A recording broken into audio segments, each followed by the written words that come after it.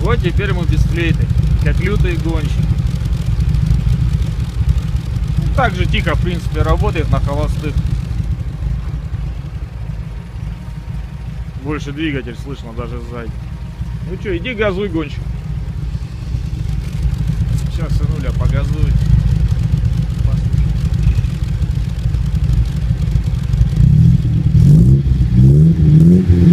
Послушай.